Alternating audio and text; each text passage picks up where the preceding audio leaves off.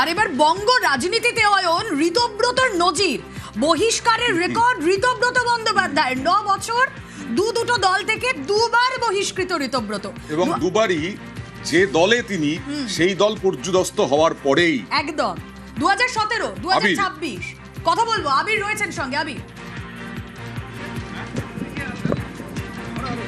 দেখো 2017তেও তিনি সিপিএম থেকে তিনি বহিষ্কৃত হন, 2026-এ তিনি তৃণমূল কংগ্রেস থেকে তিনি বহিষ্কৃত হলেন, এবং খুব কম জনেরই এই ধরনের কোনো নজির রয়েছেন যে দুই রাজনৈতিক দলের তরফ থেকে বহিষ্কার হওয়ার।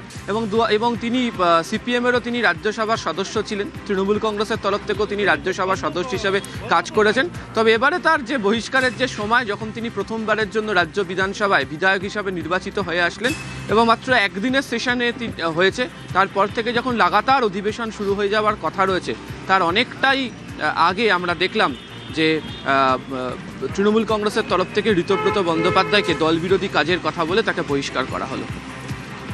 ওকে, সই জাল ফাঁস করে বহিষ্কৃত ঋতব্রত বন্দ্যোপাধ্যায়, উলুবেড়িয়ার বিধায়ক সন্দীপন সাহা, এন্টালির বিধায়ক, এদের দুজনকে বহিষ্কার করলো তৃণমূল। সন্দীপন সাহাকেও দল থেকে বহিষ্কার, দুই বিধায়ককে বহিষ্কার করলো তৃণমূল, দল বিরোধী কাজের অভিযোগে বহিষ্কার। এই যে সই জালিয়াতির প্রসঙ্গ উঠে আসছে, 13 জন বিধায়কের সই জাল করা হয়েছে, সই চুরি করা হয়েছে, এই অভিযোগ ফাঁস করে দিয়েছিলেন ঋতব্রত বন্দ্যোপাধ্যায়, সন্দীপন সাহা। এই দুজনের অভিযোগের ভিত্তিতেই এখন সিআইডি তদন্ত করছে। সরাসরি চলে যাব প্রতিনিধি আবিরের কাছে। আবির, ঋতব্রত বন্দ্যোপাধ্যায় এবং সন্দীপন সাহা কোথায় অভিযোগ করেছিলেন, কবে অভিযোগ করেছিলেন, এবং এই যে নৈতিক কাজ করেছেন সন্দীপন সাহা বারবার বলছেন, এই ক্ষেত্রে এই নৈতিক কাজকেও সমর্থন করতে পারল না আগের শাসক দল?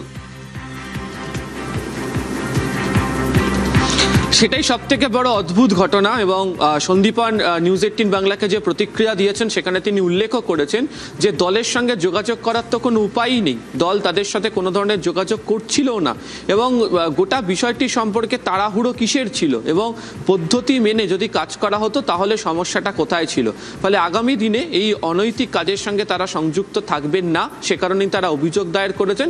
এবং যে ঘটনার তদন্ত চলছে, তুমি জানো যে আজকে মুখ্যমন্ত্রীর বক্তব্য অনুযায়ী একটা বিষয় পরিষ্কার, গোটায় জালিয়াতির ঘটনার ক্ষেত্রে কড়া হাতে গোটা বিষয়টিকে প্রশাসনের তরফ থেকে দেখা হবে। সেক্ষেত্রে দাঁড়িয়ে পুলিশ প্রশাসনের কাছে সম্পূর্ণ ধরনের সহযোগিতা যে তাদের তরফ থেকে করা হবে, এদিনকে সন্দীপনের বক্তব্যতে তা কার্যত স্পষ্ট হয়ে গিয়েছে। একটু আমরা যদি পিছিয়ে যাই তাহলে আমরা দেখব যে গত সপ্তাহেরই শুরুর দিকে একটি ঘটনা ঘটেছিল। আমরা দেখেছিলাম যে সন্দীপন সাহা এবং ঋতব্রত বন্দ্যোপাধ্যায় তারা দুজনই বিধানসভার অধ্যক্ষের ঘরে পৌঁছে যান, এবং সেই সময়তে আমরা দেখেছিলাম যে মুখ্যমন্ত্রী সহ একাধিক যারা বিধায়করা যারা ছিলেন, যাদের মধ্যে অনেকে আজকে মন্ত্রীও হয়েছেন, তারাও সেই সময় উপস্থিত ছিলেন।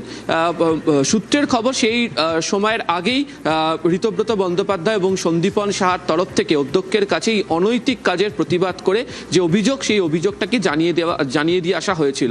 আমরা দেখেছিলাম যে 6 তারিখের যে মিটিং, সেই 6 তারিখের মিটিংও তৃণমূল কংগ্রেসের সমস্ত বিধায়করা তারা হাজির ছিলেন না। 19 তারিখের যে পরবর্তী সময় বৈঠক হয়েছিল, সেই বৈঠকেও সমস্ত বিধায়করা হাজির ছিলেন না। এবং গতকালকেও দেখতে পাওয়া গিয়েছে যে বৈঠকের ক্ষেত্রে 59 জন যে বিধায়ক, সেই বিধায়করা তারা অনুপস্থিত থেকেছেন।